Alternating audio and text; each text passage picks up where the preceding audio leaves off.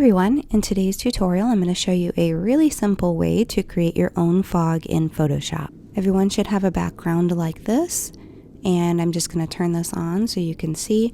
All it's going to take is 2 layers here to create our fog, and once we create the fog we can add adjustments onto it to change the color, the brightness, to blend it in, anything that we want to do to customize it to our own images. Alright, so step 1 is to grab a new layer right here, and then you're just going to go to Edit and fill that with black.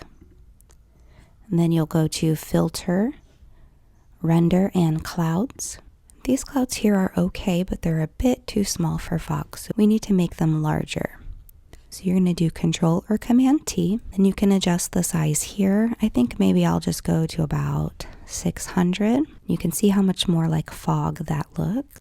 So the next thing is to change your blend mode to screen. And then you're going to get a levels layer and clip that down. And I'm just going to take my middle slider and bring it over this way. And you can just kind of tweak all the sliders and adjust them until it looks good for you. So maybe I'll do something like that.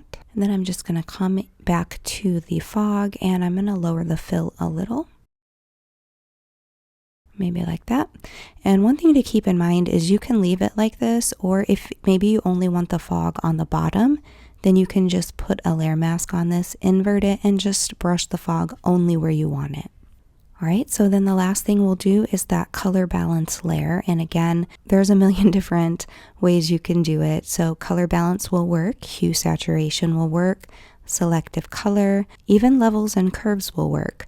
But for me, I prefer the color balance for this. So I'm going to go into the highlights, and just for fun, I'm just going to change them to match this kind of a greenish blue color that we have going on. All right, let me go ahead and group this. There we have our awesome fog. And again, if you feel like you need more tweaks, or maybe you feel like there's just a few areas that you don't really want the fog, you can always put a mask on it and just brush off wherever.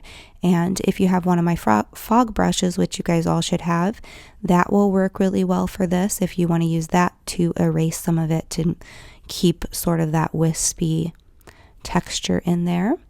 And that's pretty much it. So now you guys can go add fog to all of your images and give them that fantasy type of effect. I hope you guys enjoyed the tutorial, and thanks for watching.